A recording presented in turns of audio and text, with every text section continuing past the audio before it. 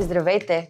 След като разбрахме какво е менторството, днес ще си поговорим в конкретика какво е менторство на неформална група. Това, което често се случва е, когато започнем да работим с младите хора, те все още да не са се открили един друг като екип.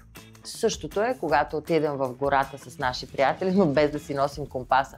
Тогава и петимата тръгват в различни посоки и всъщност походът ни свършва там. Но с правилният подход, груповото менторство може да бъде изключително успешно. При груповото менторство ние работим не само с всеки човек по-отделно, но и с групата като жив организъм. Основната цел е да изградим усещане за общност, взаимно учене и споделена отговорност. И така, кои са добрите практики? Първото нещо, което правим, е да изградим доверие в групата. Как можем да го постигнем? Можем да правим упражнения по двойки, да създадем пространство, в което младите хора да се опознаят и да споделят информация сами един за друг. По този начин ние гарантираме, че започваме процеса на свързване между тях. Когато младежите се чувстват сигурни един с друг, те започват да споделят идеи по-лесно и да работят по-смело. Втората част е: дайте им пространство за самостоятелност. Няма да стане, когато им давате готови решения или пък им давате правилните отговори. Това не насърчава тяхното развитие. Вашата роля като ментори е да задавате въпроси, а не да давате готовите отговори. Третата добра практика е не вие като ментори да задавате правилата, а младите хора сами да си ги измислят и сами да тръгнат през тях. Аз дори не ги наричам и правила, наричам ги споразумения. По този начин вие ги овластявате. Когато един млад човек сам каже какво е окей, какво не е окей да спазва, повярвайте ми, те няма да избягат от тази рамка, защото сами са се поставили в нея.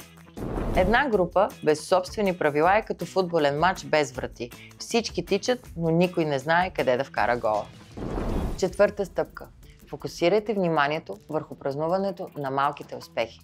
В неформалните групи често първоначалният прогрес той е доста невидим. Това, което можем да направим, за да насърчаваме тяхната мотивация и тяхното вдъхновение, е да празнуваме всяка малка победа. Буквално. Направили са плакат? Празнувайте. Направили са план? Празнувайте. Излезнали са заедно, предложили са собствена инициатива? Празнувайте. Защото усещането за успех подклажда мотивацията. Когато младежите виждат напредъка си, тяхната мотивация расте. И сега, предимства и недостатъци на груповото менторство. Предимства. Взаимно учене, споделена мотивация, по-богати идеи. Недостатъци. По-бавен процес на вземане на решения, потенциални конфликти и рискове от пасивност на отделните членове. Затова, мили хора, ключът е в баланса. Наша задача е да насърчаваме инициативата в тези групи, но е от изключителна важност някой да не изпадне и да изостане от групата или да не бъде включен в тези процеси.